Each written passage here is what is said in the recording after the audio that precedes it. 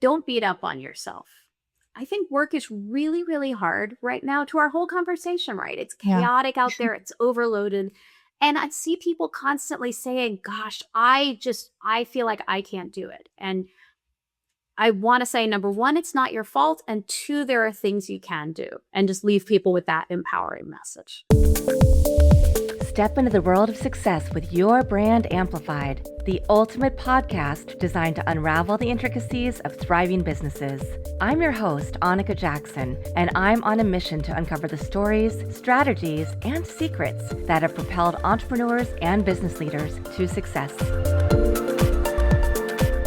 Today's guest is Melissa Swift. She's the founder and CEO of Anthrome Insight, a leading organizational effectiveness consultant, and she's just released a brand new book, hot off the presses, Effective: How to Do Great Work in a Fast-Changing World. But here's why I had to bring on Melissa right this moment. We're all, in the middle of chaos. Modern work, we have interruptions, group chats, emotions, we have tech changes, and yet we're still supposed to deliver great work in the middle of all of that. Melissa doesn't just diagnose the problem, she gives a real framework to reclaim power, even when we feel like everything around us is falling apart. So, Melissa, I am thrilled to have you on and learn what you've learned from your studies with high stake professionals, firefighters, emergency room doctors, air traffic controllers, people whose lives are really on the line. So, thank you so much for coming on Your Brand Amplified. Oh, I'm thrilled to be here and I'm thrilled for this conversation. As you said, some of these issues are very live right now. All the time. I mean, just before we jumped on, I was feeling that chaos. Right? Okay. Oh my goodness. So, how did you choose this as an area that you were passionate about, wanted to do more research in? Yeah, so it's interesting. Sometimes your readers will choose something for you. So my first book, Work Here Now, was all about, starting to explore some of these problems in modern workplaces. And I talked about team level solutions and organizational level solutions. And then I got all these people coming up to me, having read that book and going, Melissa, the problem, yes, you nailed it. And you have great solutions for organizations, great solutions for teams, but like, what can I do? What can I personally do to try to mitigate some of these, as you said, some of these gnarly forces that are really affecting me badly? And I got that question over and over enough times. I said, all right, well, that's what the second book has got to be about then, right? So that's the journey I'm going to go on. Yeah, I appreciate you listening so clearly to what your engaged audience was asking for. I think that's something that we need to do a lot more of, and we're not always good at that. Yeah, it's really interesting. I actually just wrote like a little LinkedIn post about how I write. And one of the pieces was that you really do have to, before you sit down to write, you have to define what does your audience want from you. That's really important. That we've all got, fun stuff floating around our brains that doesn't necessarily help anybody in the world. And in that lens of what's really helpful to somebody in the world, it's one I spend a lot of brain space on that. Yeah, so, you talked about the audience demanded this. Can you talk about the state of work as you see it, and what was a breaking point for you if you had one in your own journey? Oh my goodness. So I think, like so many of us, I definitely had at least one breaking, because, there's probably multiple breaking points, but at least one, during COVID, because COVID, it kind of reminds me of this, like an old Russian joke about the streetcar being empty and the streetcar driver continuing to call the stops, right? It was kind of a metaphor for the old Soviet Union where you were just doing things, even though it didn't make sense to do them anymore. COVID felt like that for me. It felt like we're in this massive mess, and yet we're still just adhering to these rituals and we scheduled these meetings. And meanwhile, it's like the walls are falling down, things are going nuts. And so that to me was this big moment of consciousness to say, okay, well, we gotta fix some of this stuff. Yeah, yeah. That's really powerful, and I do agree. It was a breaking point. It was also an inflection point. It was a point when a lot of people were able to shift things, but not successfully all the time. So I'd love to hear a little bit about the effectiveness architecture that you put together, the knowledge, methods, people ability, technology ability. So we talk about that framework and how you created that, how you realize that this is something that everybody needs to think about when we're thinking about our own effectiveness. it's interesting because I've worked with in my career as a consultant a lot of different kind of skills frameworks, right? And in general, they're distinguished by a high level of complexity. We have 30,000 skills in our skills ontology. We have 50,000 skills in our skills ontology. And there's a reason why organizations benefit from that. But if you're an individual and you're not going to sit there and be like, well, I'm going to just go through a checklist of 30,000 skills to see which ones I have. Not, it's not happening. So I started to really look at what is kind of the underlying superstructure behind all these long lists.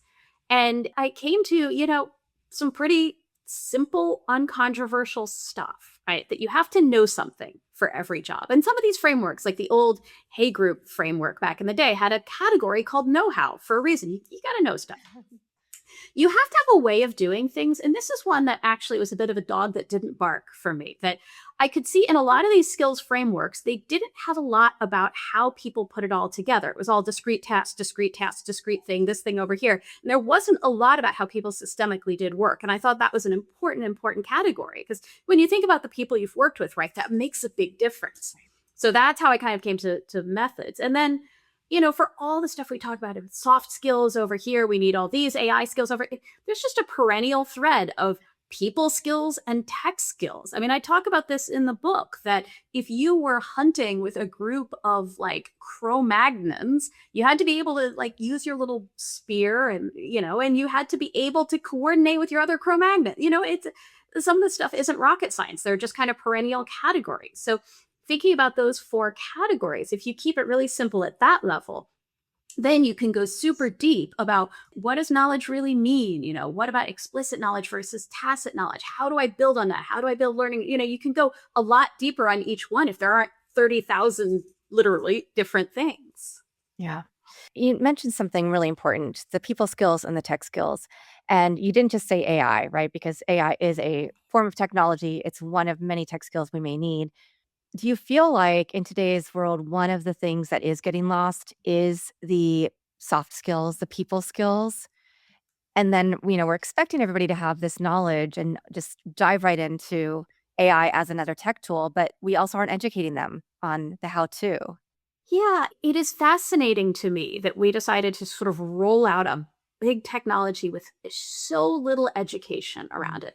And the trainings that I've seen, a lot of times it's just organizations playing catch up. It's like frantic little videos about this is what AI is. And it's not a lot of guidance about how to actually use it.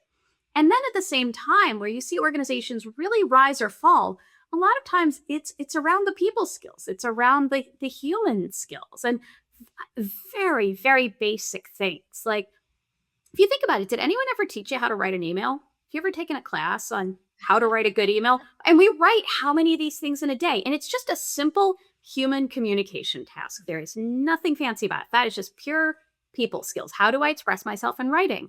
But, we that stuff is lacking. And I think it more and more. So let's think about the example. I always use the example of self-checkout. So, technology has taken a big, chunk of, okay, instead of a cashier, I'm checking things out myself. But think about, there's still a human worker standing right there to make sure everything from I can check out properly to I don't steal all the items. And that poor human worker is in a really interesting people skills challenge where they have to calm down like the old lady who can't use the checkout. They have to potentially stop thieves, which the cashier, that wouldn't have been part of their job 10 years ago. They have to kind of be modified IT support when it's not working, with probably fairly limited tech skills knowledge, but also all the people skills. People don't give IT help desks credit where credit is due for the people skills they have to demonstrate. So, that's one example of like, oh, we automated this role. Well, yes, but now we still need all these people skills. And I think we're just kind of behind on valuing them, training for them, reinforcing them, all of that. Yeah. I love that you used an example of something that we all interact with, if not on a daily basis, on a weekly basis, going to a store, the grocery store, the electronics store, whatever the clothing store, whatever the case may be, and dealing with people and sometimes dealing with machines and having that experience and having to understand what the other person is experiencing. Because I think we often don't think about the workers who are actually having to manage all of our different issues, whether it's we're trying to do the automated checkout. We can't get the machine to work, and they have to problem solve while they're also trying to serve customers, and somebody in aisle 3 needs something and there's nobody there. So it can become really complex. And this maps to my next question, which is 4 trends that are actively making us less effective that you've identified. Can you walk us through them? And do you think there's one or the other that's hitting founders and employees specifically particularly hard right now? Yeah, great question. So the four trends that I talk about in the book are work intensification, hyper emotional workplaces, hyper transparent workplaces, Mm. and chaos. And God, on any given day, it flips around which of those is the sort of the biggest issue. But I think right now, honestly, chaos is kind of the order of the day. I think chaos is where there's just we're in a world where we've got a lot of economic uncertainty, we've got geopolitical uncertainty, we've got just a very fluid business landscape. And that's challenging in and of itself, even if you're on the side of your startup is, let's say, benefiting from that fluid landscape. Mhm. Chaos, you can be a beneficiary of chaos too, but at the end of the day, it always kind of creates these challenges and these stressors. And so that's in my work with leaders, I'm hearing a lot about chaos right now. Yeah. And what are some ways that we can manage the chaos or take a step back and kind of pull ourselves out and get back to a stronger foundation in our businesses? I think first of all, you got to understand which type of chaos you're dealing with. And Mm. this was like a really big kind of emotional, intellectual journey for me writing this chapter. Because I sit down to write this chapter and I'm like, I hate chaos, right? Like I am just not a chaos fan. I can't stand it. It makes me nuts. And so I started doing some research and I find this beautifully written blog that I quote in the chapter. And it starts with the sentence, chaos is the science of surprises. And Hmm. I'm like, oh, I love science. I love surprises, right? This is great. The science of surprises. And that made me take a step back and say, okay, there's the natural chaos of the world, right? The science of surprises, right? The butterfly flaps its wings over here and suddenly there's a tsunami over here, right? Okay, natural chaos. And then there's the part that I actually hate, which is people operating chaotically. I cannot stand it when people behave chaotically at work. It's a real kind of bête noire for me. It makes me nuts. And it's two different sets of strategies. So when it's natural chaos, a lot of it is kind of trying to get out ahead of it. You're using scenario planning. Okay, well, if things went this way, if things went that way, let's have a plan in advance, right? You're just being kind of savvy in a lot of different ways and just try to ride the wave and being sensitive to this is natural chaos versus this is an unnatural level of chaos. Mm. So, okay, we're shipping orders for the holiday season, natural chaos, right? It's always going to be a little crazy versus, whoa, this is not like last year. Do I have a supply chain problem, right? So that's natural chaos. When people are operating chaotically, you need different strategies. You need to really barricade your boundaries and say, okay, I will tolerate no chaos in, this particular thing. So, for instance, you might say, okay, I'm working for a big company that's like a little all over the map, but when it comes to how we communicate to my people about their compensation, darn it, like we're not going to be chaotic about that because that's too important. So you're setting up more of those kind of boundaries, around, and you're doing things like there was a great Dahlia Lithwick article in Slate many years ago about order and chaos Muppets. So her contention, she was writing about the Supreme Court, by the way. It's like a very scholarly article, but her contention was that, some of the Muppets are like Kermit, right? They're organized, they're very orderly. And then some of the Muppets are like Miss Piggy or Animal. And so what you want to do when people are operating chaotically is have a good understanding of who around you is an order Muppet and who's a chaos Muppet. Because sometimes you want to bring in an order Muppet and have them like calm everything down and just, okay, guys, we're going to get it together, the way Kermit the Frog does or tries to. And sometimes, actually, if people are operating chaotically, you want to throw someone else chaotic into the mix because they're going to be a little more cool with what's going on, right? You want to deploy your chaos Muppet, like, okay, Animal, go for it, And so that, it was that chapter was a real journey for me personally because it made me think a lot about, not all chaos is created equal. Right. Yeah. Thank you for bringing back something from my childhood. The Muppets. The Muppets. Yeah.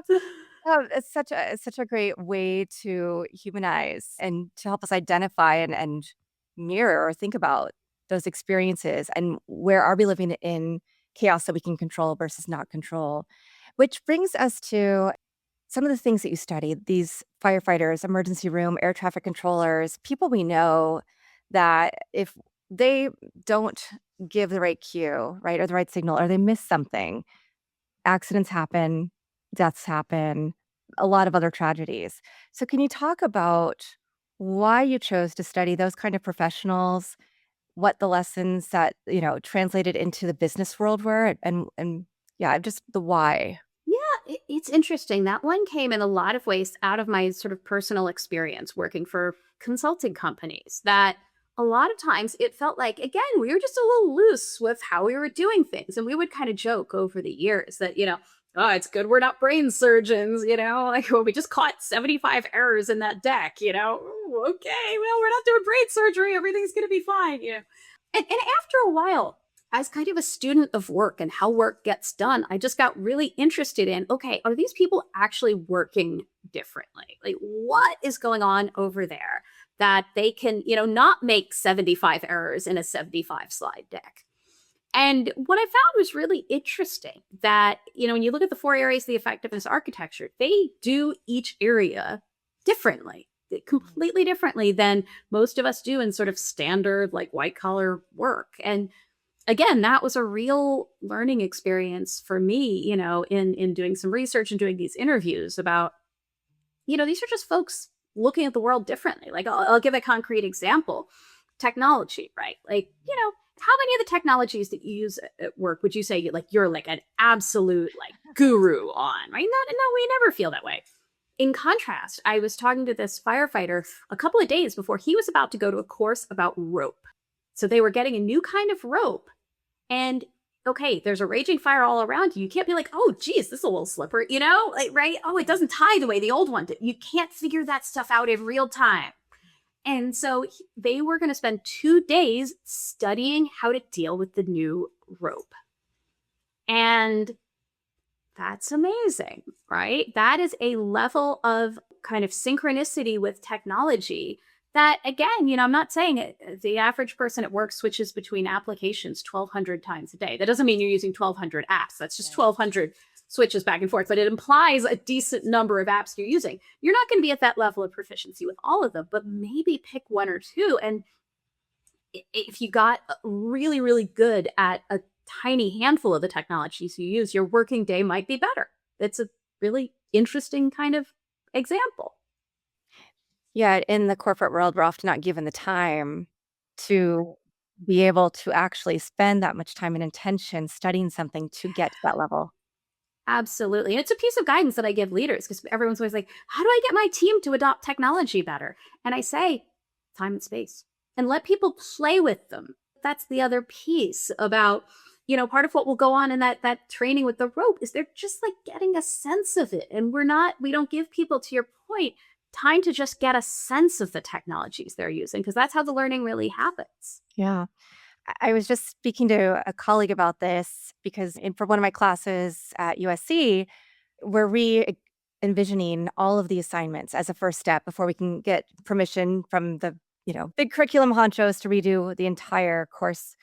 But we're incorporating different forms of technology because the students, I mean, they're there to learn.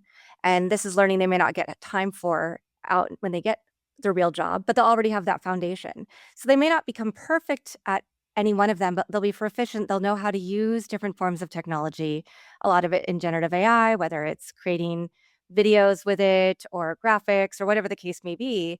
But they'll have that edge on their, future workplaces. But it is something that we don't see a lot of people do out in the quote real world. That you're reminding me of. I was in Vietnam last October looking at different businesses, and there was a business that took all of their engineers and over the course of a couple of years had them train in different certifications that they would not do otherwise, right? And they're all related to learning new tech, AI. And they did this on the company's dime. And I was like, this is so brilliant because they actually cared about their workforce. They realized they needed to upskill their workers. And we're not often given that space and that place.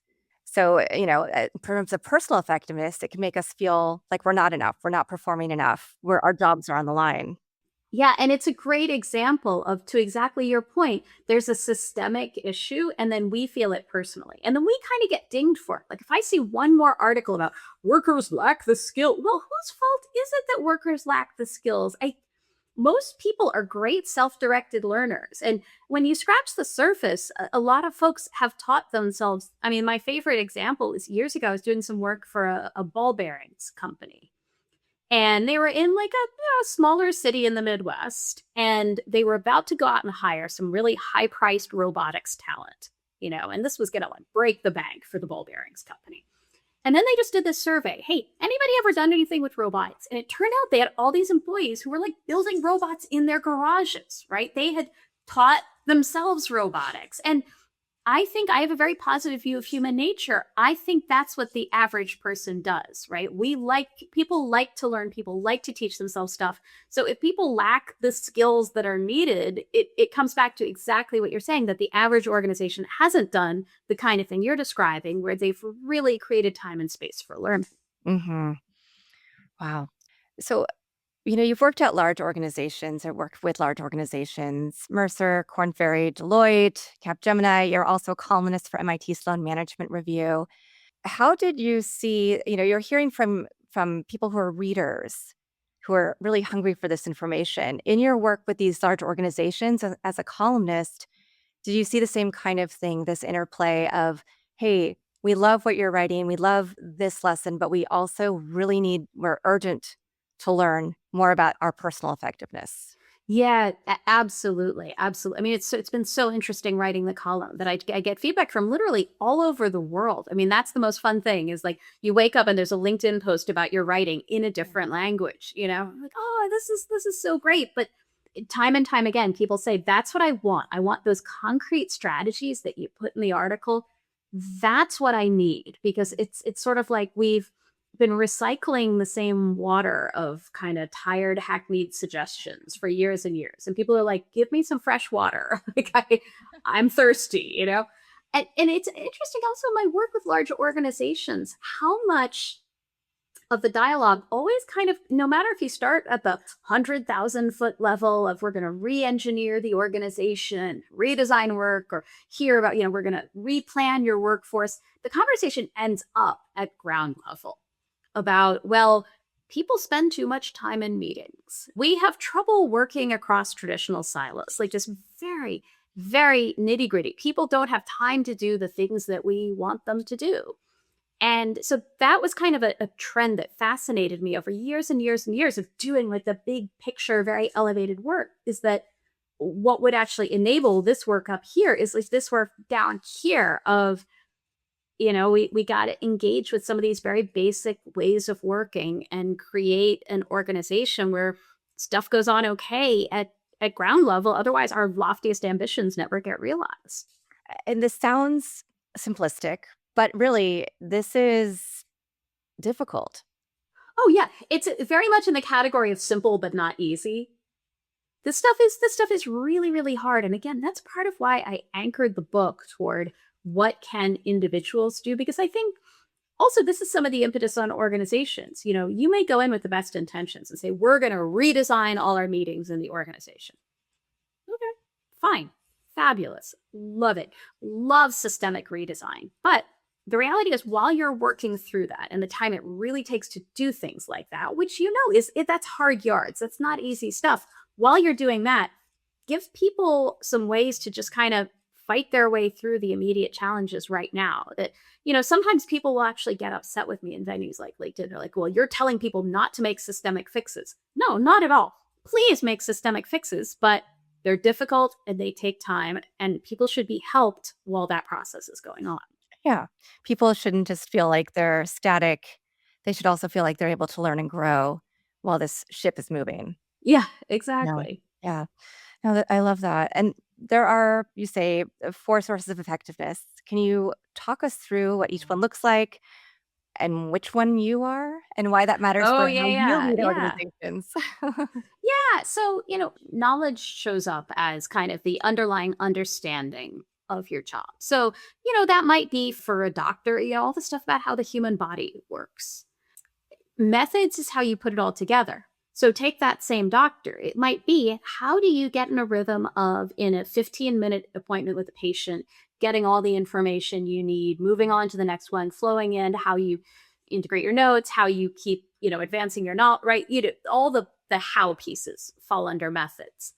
People is just kind of a standard, people, and they're not anything fancy. That's the interesting thing about the people one, is people sometimes try to create, again, these elaborate visions of what it means to be good with people. And it's simple stuff. Can I make myself understood? Can I listen to other people? Right. That's when a lot of leaders are short on. Can I listen to other people and then take action on what they told me?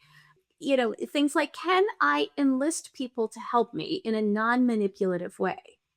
And that's a really interesting one, right? Can I get people to do what I need them to do through genuinely positive methods that are not manipulative? So that's kind of the people bucket. And then the tech bucket, again, this is another one that gets crazily mystified, that, well, oh, I need these advanced AIs. No, it's do you understand the basics of how certain kinds of technology work? Do you understand how certain systems work together? How does data flow through the organization? Can you debug things? If they break, can you kind of tweak it like the way you hit the soda machine, right? It can kind of hit the machine and get it to work again. This is pretty simple, simple but not always easy stuff. And so when you think about those four things, there's going to be one you're great at and there's going to be one you're less great at. So for me, not I'm a knowledge person, right? Like, I just love, random facts and all this. It's so good. I'm least good at methods. I'm least good at kind of the operational side. That's my, kind of greatest weakness. And I talked about in the book that people will stereotype you, and you need to be able to sort of overcome how people will stereotype you. So for someone who's good at knowledge and not good at methods, the stereotype is always going to be, well, she's book smart, but not street smart. And I used to get that all the time in my career, constantly. So the thing I learned how to do is how to tell stories based on practical reality and my actual experience that would show that, look, this lady's gotten her hands dirty. This is not just book smart, knowledge. And so it's, I think, for everybody, knowing which one you're good at and which one you're least good at. And then not what's true of you, but how people will stereotype you, and being able to fight that stereotype is super important. Yeah. I love that you know your superpower, and you've also learned how to show people in the area that they may think that you're limited in. Yeah. Yeah. Yeah. Yeah. So, and that's how mismatch can happen, right? And that's something we would probably need coaching or consulting on, is if we know we're good with people, terrible at systems, we hire people just like us. We don't hire people for the skills we need in our business or for the other areas in our businesses. So true. Or just the rhetoric is being shaped by one group or another. So, right now, all the rhetoric about AI is being shaped by a group of people whose strength is technology. And that's awesome. But, we're not all going to be Sam Altman. That's okay. That's totally okay. It takes all types to make a company, and pushing everyone into this one box. If you're not good at these one of the four things, then you kind of stink. It's both unfair, but it's also not good for companies. Because if you really did have a company full of, and I guarantee you, OpenAI is not a company of all just entirely people who are good at tech, right? Every company in the world, every department, you will find all four flavors. So, I think it's a helpful lens. And to your point, you don't want to. I worked with a company years ago that said something about, they had a phrase about, don't hire replicants, don't hire yourself over and over. I love that. It's really good guidance. Yeah. I've seen in my own small businesses that I need that person who's going to keep us organizationally sound. I can create all the SOPs and all the things, but I still need that person who's going to even keep me on task. And I know that's a shortcoming of my own. And I think it's important then we have to find those people so that we can find success in our own businesses or organizations. Whether you are the leader or even if you are the employee, right? That person who's trying to find their own individual effectiveness, knowing that you can have a partner in your department perhaps to help guide you. Yeah, and I think that it's a wonderful observation. I think people don't do that enough. Of, you don't have to be everything in yourself, right? You can find that folks with complementarity. I had someone at a prior job who was just wonderful at methods, right? He was just operationally awesome, and we worked really well together. because there was that complementarity. He was like less of a knowledge person, I was more of a methods person, so it was like yin and yang, and it was a great way to work with somebody. Going back to these high stakes organizations, you talked about how the firefighters had training, pretty intensive training on this rope because they're not going to want to go into a fire and have to learn on the job. I think some of the other things that you've pointed out are, you know, team dynamics and chaos. You talked a little bit about emotions. So how do we get clarity and how do we get teams to work when there is a lot of chaos going on in our organizations? Well, and one of the points I make in the book is by the time things get really crazy, again, it's not the time to figure out, right, how teams should work together. So, one of the things that I recommend leaders do is what often goes wrong, and this can be true even in like very small entrepreneurial organizations, right? This doesn't have to be a massive company thing, is that we work in teams of teams. That not everybody reports to the same boss or everybody does the same function. Even in a tiny organization, you can get this dynamic. And then that's where, when things get chaotic, the roles aren't clearly defined because the roles were defined within your own original team. But if you're working two teams together, like forget it, all the role clarity goes out the window. Yeah. So I always recommend that leaders figure out who your team is teaming with and be buddies with their leaders and just get that dialogue going. And it's always okay, I think, when teams are teaming up together, or even when things have gotten a little crazy within a team, to say, pause. What is everyone's role within this? Because so much falls apart on the basis of role clarity being poor. Either that, nobody's doing the thing, or two people are doing the thing, or people are fighting about doing the thing. And those role clarity discussions, for some reason, they've kind of fallen out of how we work. And I'm in favor of really bringing them back, verbalizing them, ending every meeting with, okay, who is going to do what? And it sounds so silly and basic, but again, you see extraordinary levels of role clarity in high stakes work. You can't be the firefighter holding the rope at the top of the building and the person rappelling down the side of the building, right? You can't people with people. But in the business world, like, oh, you can double hat. Like, no, bad idea. Not a good idea. Similarly, think about within a hospital, everyone's role is defined with acute clarity, right? You are not the anesthesiologist and the surgeon. No. So, there's a virtue to doing that. I think there's part of what happened was there's a bit of cultural myth making about, well, we just want everything to be loose and creative, but loose does not actually equal creative. If you can get the roles really crisp, there's more room for creativity because your brain isn't constantly struggling with what the heck am I doing here? Yeah, such a fair point.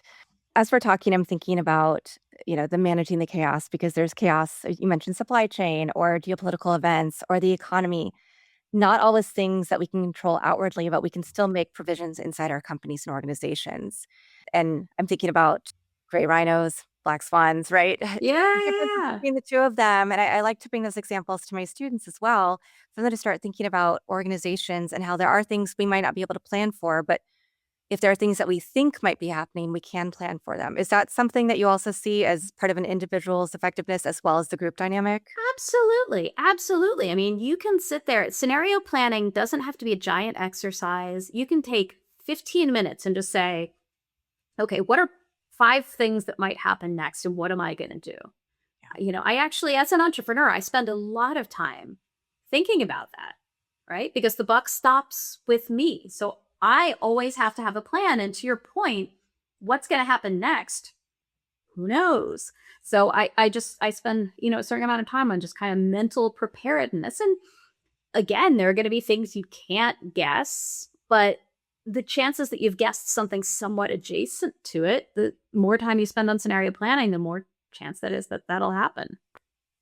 As we're thinking through these concepts, how do we know if our job is set up for effectiveness or not? Because sometimes we might realize we're trying to do everything we can, but we're swimming uphill. It's not us, it's the actual system that we're part of.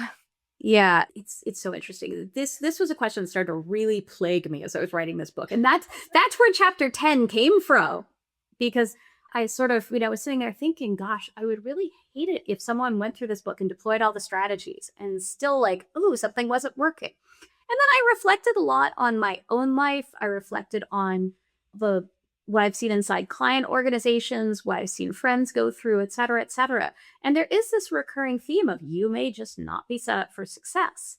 And the diabolical thing is the more motivated you are, the more really locked in you are about doing a great job, you will just bang your head against the wall endlessly. And that's it's unhelpful. It doesn't get you anywhere to just keep trying when I've heard it expressed as gravity, forces you can't fight. There may be forces you can't fight. So I sat down and I said, okay, let me do a little bit of a taxonomy of what that looks like. And I really dug in, especially to my executive interviews for that. I mean, okay, you guys are a bunch of like really illustrious executives. What have you seen? And it's a range of stuff. Maybe your job is fundamentally broken. And your job being broken, it's generally this. It's that the resources you are given don't match up to what you're expected, the outputs you're expected to produce, right? So, and a lot of times people will give you a seductive pitch for this. We want you to lead through influence. And what that actually means is this job doesn't have the actual power to do what it needs to do. Or we want you to be scrappy, What that means is you're not getting the money, the people, right? So organizations do a little gaslighting around this stuff. So your job may be broken. The organization may not want your job, which you're like, that's weird, Melissa. They just hired me to do it. Why would they?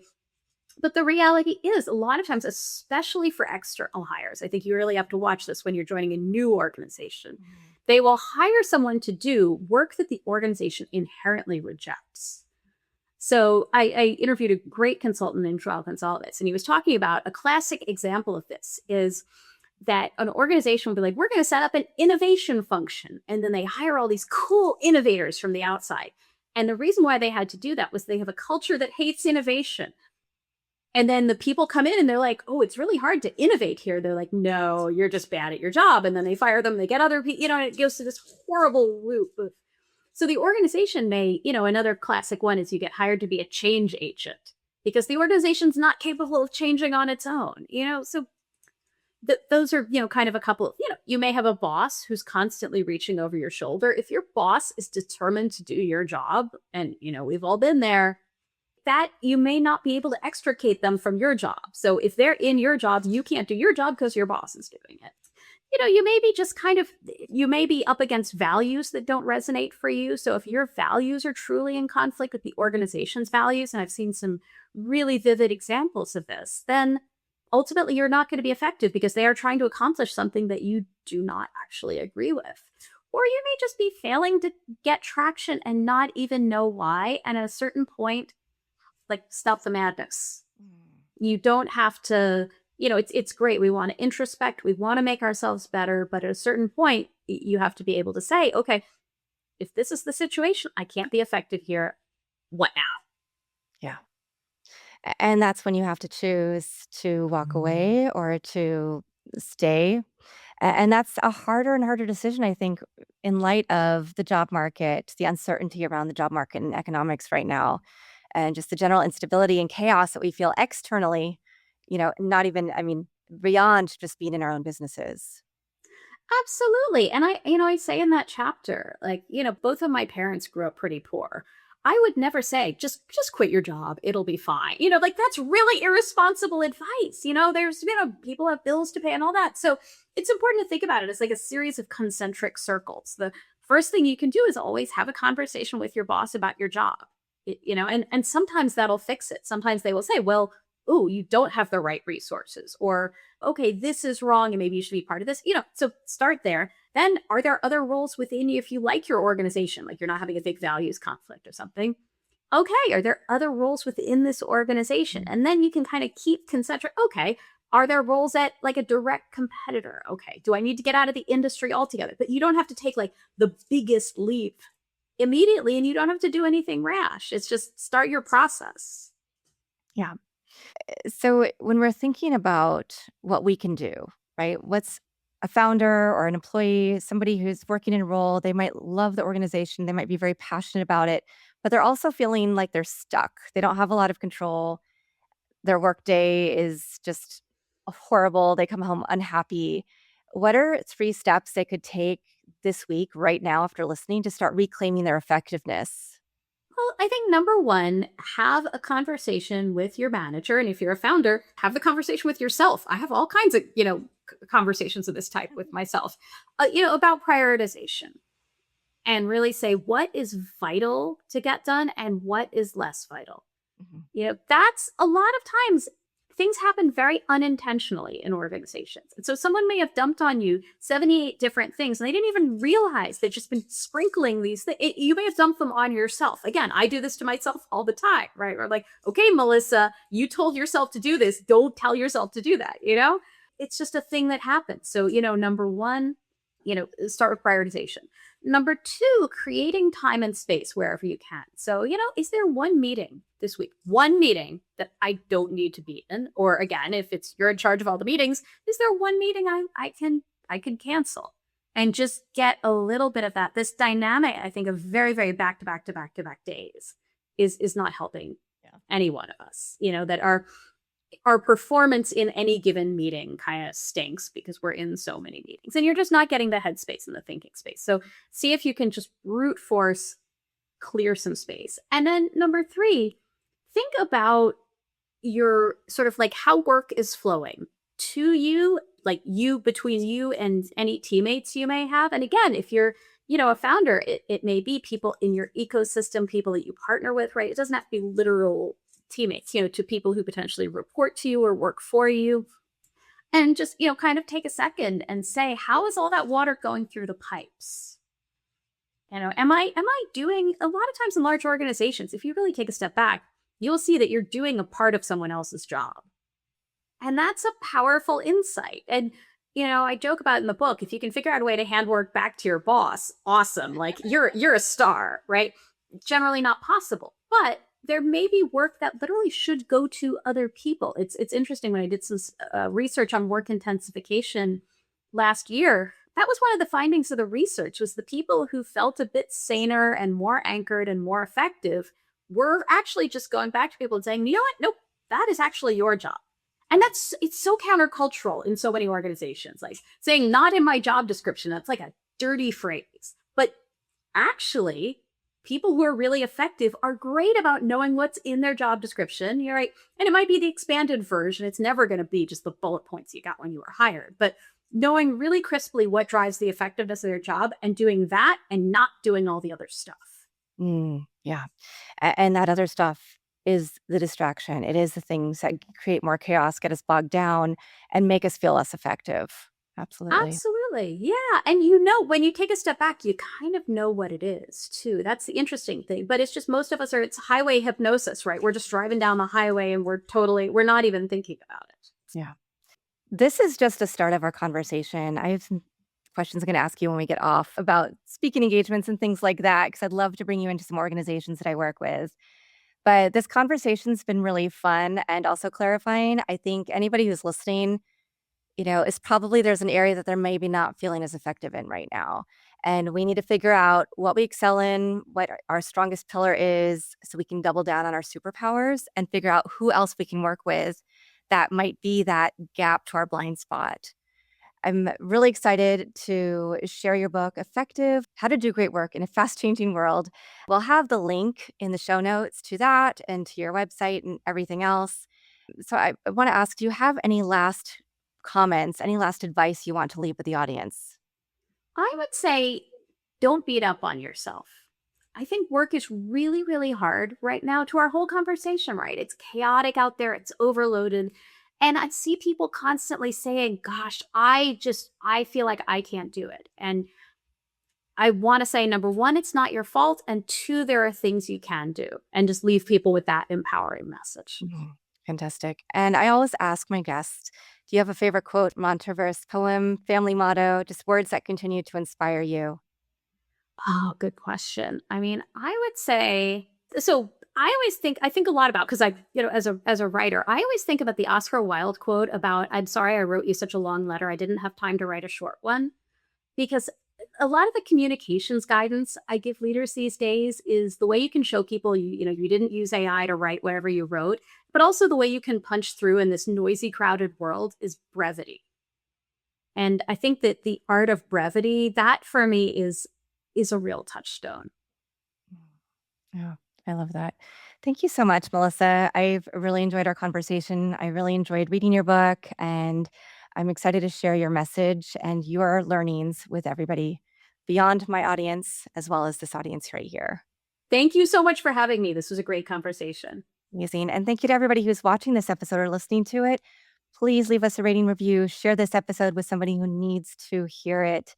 And again, we'll have the links to Melissa's book and how to reach out to her directly in the show notes. And I'll be back again with another amazing guest very shortly. Thanks for listening or watching to this episode of Your Brand Amplified. Don't forget to leave us a rating or review on your favorite podcast listening platform. And if you want to learn more, check us out at yourbandamplified.com.